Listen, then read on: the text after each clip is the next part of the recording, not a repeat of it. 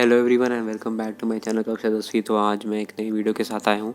इस लेक्चर में मैं आपको heating effect of electric current के बारे में पढ़ाने वाला हूँ।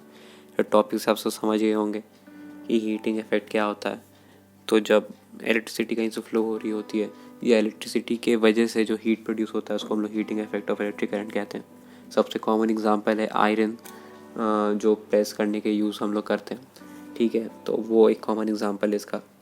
जो इलेक्ट्रिक करंट के वजह से जो हीट प्रोड्यूस होती है, इसका एक मैकेनिज़्म होता है, वो दिया नहीं गया है, लेकिन कॉइल्स की वजह से ये हीट प्रोड्यूस होती है। उसमें एक इंसुलेटर यूज़ किया जाता है। इंसुलेटर के करीब कंडक्टिव मटेरियल नहीं यूज़ किया जाता है, जिसके वजह से हीट प्रोड्यूस होती है। तो ये सब उतना जानने की ज़रूरत नहीं है, बस ये समझ लो कि हीटिंग इफेक्ट इलेक्ट्रिक करंट की वजह से भी पैदा हो सकता है। तो हीट क्या है? Heat is a type of energy. तो उसको अगर हम लोग निकालना हो इन इलेक्ट्रिकल टर्म्स में, जो अभी तक हम लोग पढ़ते आ रहे हैं, तो उसका एक फॉर्मूला यहाँ दिया हुआ है VIT। ठीक है, तो अगर हम उस VIT के फॉर्मूला को, ठीक है, तो ये VIT यहाँ पे फॉर्मूला दिया है, इसका एक और फॉर्मूला निकल सकता है I2RT। ठीक है, तो इसका एक और फॉर्मूला निकल सकता है I2RT। सिर्फ V का वैल्यू हमें V = IR से सब्स्टिट्यूट कर देना है। ठीक है, तो यहाँ पे ये फॉर्मूला आ जाएगा। तो ये तो हो गई heating effect of electric current को निकालने की बात। अब हीट दिया है तो पावर भी देना चाहिए। ठीक है, तो पावर भी रहता है, और यहाँ पे आपको प्रैक्टिकल एप्लीकेशंस रहेंगे कि जैसे ओवन में यूज़ होता है, इलेक्ट्रिक केटल्स में यूज़ होता है, टोस्टर, ये सब। तो इन सब चीज़ों में इसका यूज़ होता है। लाइट को प्रोड्यूस करने में भी यूज़ होता है। तो ये सब इसके नॉर्मल आप समझ लो कॉमन एग्जाम्पल्स भी हैं।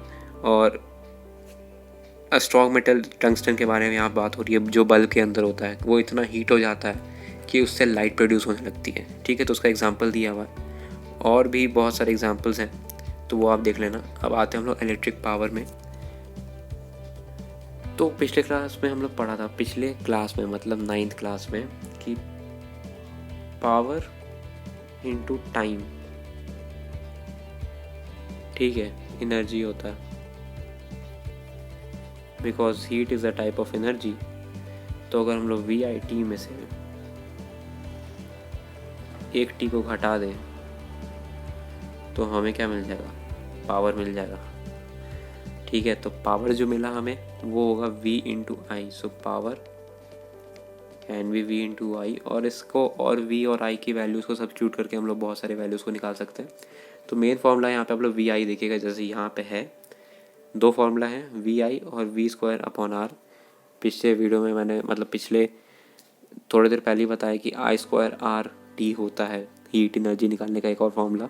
तो उसको अगर हम लोग टाइम से डिवाइड कर दे तो उससे हम लोग पावर निकाल सकते हैं, विच इज़ I2R। और 1 वाट, अब आप समझ लो, SI यूनिट होता है इलेक्ट्रिकल पावर। इलेक्ट्रिक पावर का SI यूनिट वाट में होता है। ठीक है, इलेक्ट्रिक पावर का SI यूनिट वाट होता है, और 1 वाट वाट सबको पता है, 1 वोल्ट × 1 एम्पियर। ठीक है, तो 1 वोल्ट × 1 एम्पियर होता है SI यूनिट। अब एक in commercial unit of energy होता है, जिसको हम लोग कहते हैं 1 kWh। ठीक है, तो 1 kWh कितना होगा? किलोवाट कितना हो गया? 1000 वाट × R, 1 आवर। तो ये 1 kWh होता है।